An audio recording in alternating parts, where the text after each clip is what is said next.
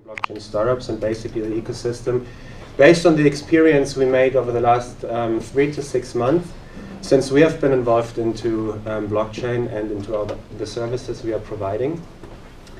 So I would like to give you an overview of what we do on what nexussquared does on our acceleration program. We are just about to start end of this month. And based on that, based on the experience we made in reaching out to startups in the greater European area, I would like to present you an overview on what we experienced and the different industry sectors various startups in Europe are involved in. So my name is Daniel. Feel free to reach out if you have any questions, just interrupt. I know we have 20 minutes for that speech. I'm more than happy to talk onwards afterwards. I unfortunately have to fly back this evening, so I will miss, I guess, the great party tonight.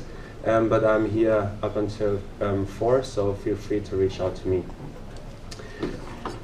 So nexussquared actually combines various services we are providing. Our vision is to be part of Europe's blockchain business platform. Both my business partner and myself have a strong business background. We are not technology oriented. We do have people in our ecosystem and network who understand the technology, who we work with. But both Daniel and myself, it's actually Daniel and Daniel, which is quite convenient, both have a business background, and that's why we have business in the title. So we have actually 4 different topics we are covering. First of all, Nexus Lab, which is the virtual blockchain accelerator program. We are just about to kick off on April 24th. We have Nexus Connect, which is our Swiss-based event and networking platforms.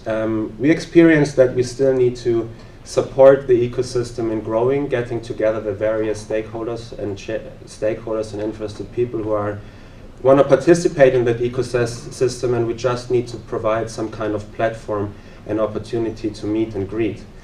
So we have a monthly, very informal drink up, how we call it. We provide a keynote speech in every get-together we are organizing, just to get the discussion going. It's completely free of charge, and it's actually a quite rapidly growing community. And we always have the business focus. So there are other events in Zurich and Switzerland going on who cover the technical perspective of blockchain, but we try to aim the business perspective, just to close or to bridge the gap between technology and the business, who actually at the end needs to understand what's going on in order to implement and to use it. We are secondly just about to setting up an international blockchain conference for the end of this year with a global outreach. We experience that, especially in Switzerland, same people talk in different environments through the course of time. So actually you meet all the time the same people, and we want to change that. We have Nexus Academy. We offer training courses for IT developers who are interested in getting to know more about blockchain technology.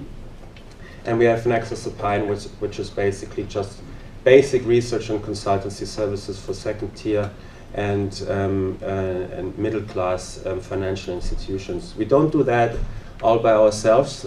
We try to live out of a great and strong network, so we do have a lot of cooperating partners we work with, may it be in the UK, may it be in the US, and currently reaching out to Asia as well.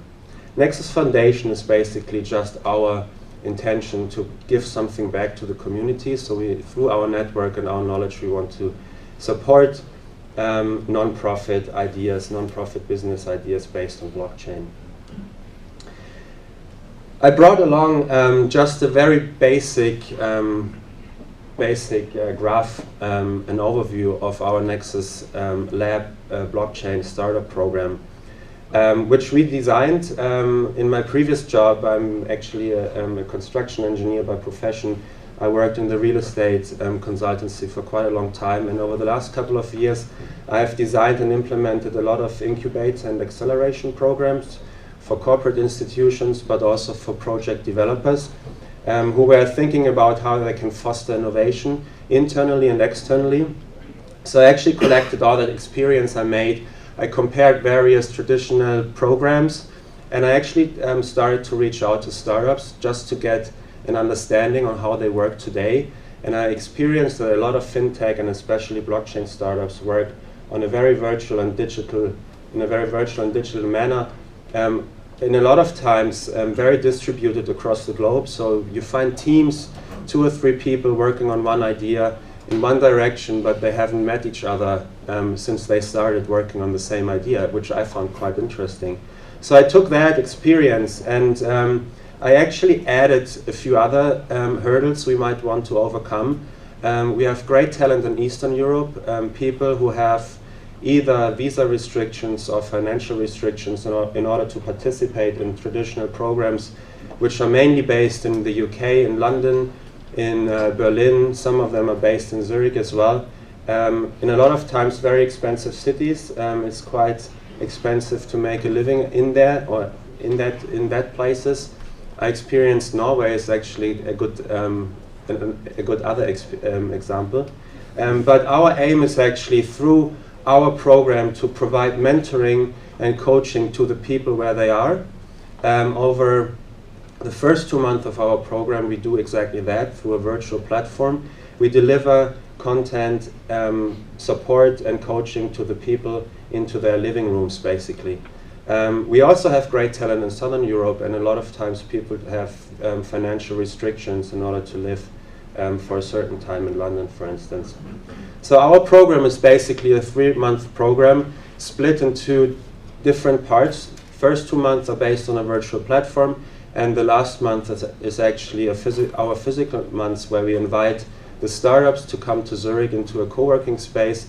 It's for free, the office space is for free, and we also offer and provide accommodation. We are actually focusing on very early stage startups, since we experienced that it makes sense to bring great ideas in a very early point in time together with industry experts who know what the industry needs, but still lack the understanding and the knowledge of blockchain and the technology itself. So we want to bring together the startup ecosystem with great innovative ideas, lacking the knowledge of the industry, make the link to the industry who know exactly what they need, what the requirements are, and actually bridge that back to the startups. That's kind of the deeper, of our deeper understanding what we want to achieve with that program.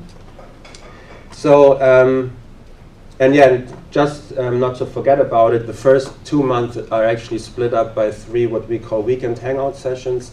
We invite the startups to come with us to Amsterdam, London, and Berlin, actually to have a good time, to have that team building momentum going on, to get to know each other, to know who I'm communicating to through the platform we provide, just to share experience. And yeah, at the end, I guess it's all about having a good time. So I actually just found out this morning that there's an R missing in the title, so don't look at it too closely.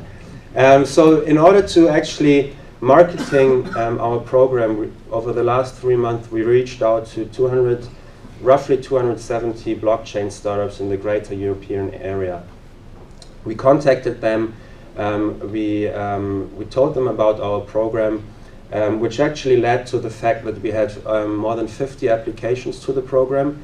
And what really struck me is that all of those, since we put blockchain, the technology, in the center of what we do, the applications vary across industries. So we really have great examples and great business ideas across industries, across disciplines, across verticals, which I guess is a great sign that blockchain is not only stuck to fintech and financial services, but it's starting to grow into other industries as well.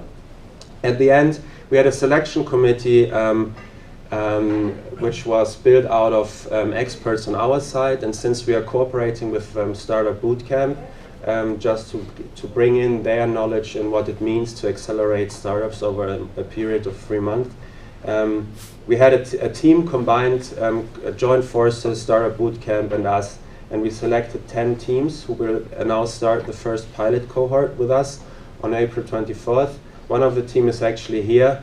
Balázs will present his idea, and we are very happy to have him in the first cohort.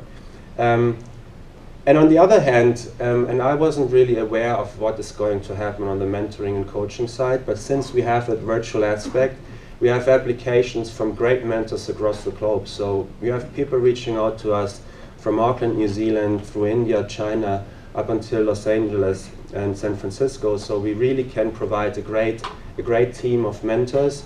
We have technical experts. We have this whole Ethereum community covered in our mentoring network.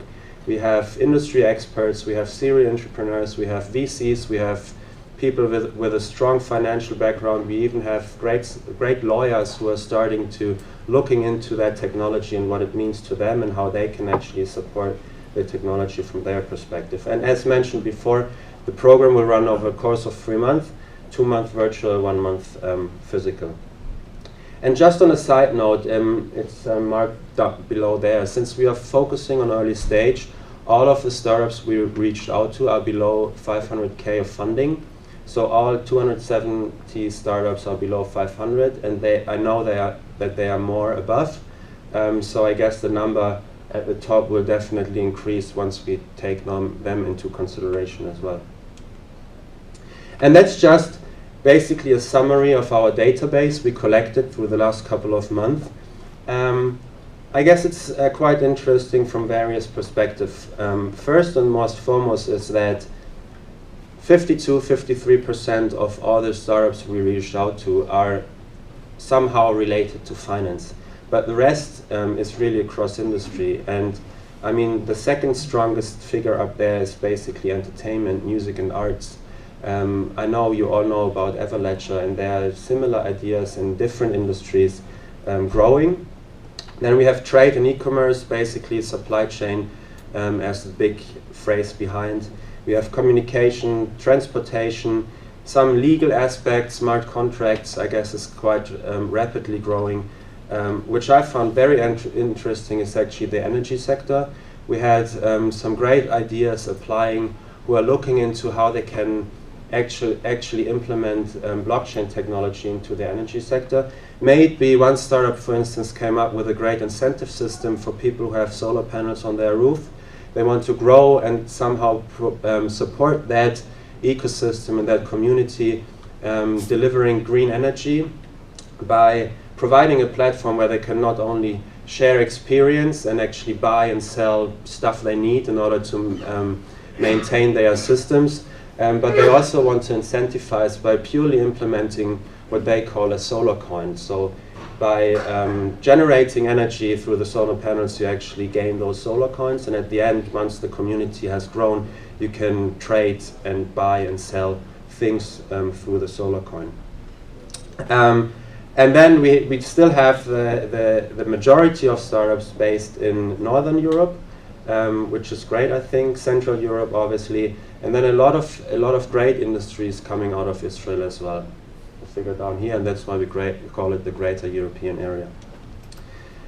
And the last slide is just an overview of the 10 startups we are going to start with. So it really varies from a refugee bank idea through Proof of You, which is basically a smart contract solutions. It's a platform where you can actually plug your contracts together how you need it, and then all store it and secure it on the blockchain. Pay Me a Bit, you can sell their micro payments through social footprint content. BitTunes is actually looking to the music industry. First wallet solution with a great idea behind Yoppy from Germany. There you can register your bicycle on the blockchain in order to hopefully find it once it gets stolen. Documio, the only startup we have out of Switzerland. And then we have 2 cases at the end, Caravaggio, which is basically the Everledger case for wine. So they actually secure this whole supply chain, value chain from the fruit up until the wine in the bottle. And then Septagram, based in Sweden, is also looking into actually trading ownership of music through blockchain. Yeah, so those are the 10 startups we are going to start our program with on April 24th. If you're interested in getting more details, feel free to reach out to me or visit our homepage. Sign up as a mentor. It's still not too late, and every day we have new applications. And the next round of Nexus Lab will actually start later this year. And by then we hope to have more experience, more lessons learned out of our cohort. We know how this whole virtual idea works and what we need to work on, what is good, what is bad. And if you're interested in it, feel free to reach out to me. Thank you very much, and I guess we have a few minutes left for questions. Yes, go ahead. So you're working with blockchain in general, but for example, those kind of companies you're working with, which blockchains are we talking about there? Is it Ethereum? Do they deploy their own blockchain? How? Can you tell me a little bit about that? Well, out of those 10 I just showed, it's probably split into half. One half is still working with the traditional Bitcoin blockchain. The others are setting up their business on Ethereum. And the ones who are currently still working with Bitcoin blockchain, they are thinking about transferring their idea to Ethereum. Those are some questions they have, and that's what they want to talk to the Ethereum mentors we have in there. I mean, Ethereum is located with their headquarters in Switzerland as well, just outside of Zurich, so we have a strong link to them, and I hope we can answer their questions. Yes? Yeah, what kind of business model do you have? Do we have as nexussquared ourselves? So the first cohort is actually financed by sponsorship out of the industry. So we have very well-known sponsors in our network as well. But our long-term goal is actually on a side, and that will happen up until we start the second cohort. On a side, we want to build a blockchain fund. We have been approached by various VCs and family offices who are obviously based in Switzerland for various reasons, I guess. But they have approached us, and they kind of get the idea of what is going on in the market. They want to understand it, so we are thinking about actually offering a training course for them, just to give them a broad overview of what it is, and then set up a fund just to provide a vehicle and an infrastructure they can invest through in the startups. And I mean, we have the great opportunity to really get to know the 10 startups we will support through a period of 3 months. We get to know the people, we get to know the teams behind their motivation and passion about it, and then I guess it's obvious that you feel more comfortable in investing into teams you actually know than just go out there and give your money to anyone. So that's kind of our business model, nexussquared. Set up a fund and then work with the money we hopefully can collect, but I'm quite confident it will happen. There was another question, I guess. Last one? Can you answer that while we start setting up the Yes, next one? To just definitely. Feel free. I was the same question basically, if you're funding any of the companies.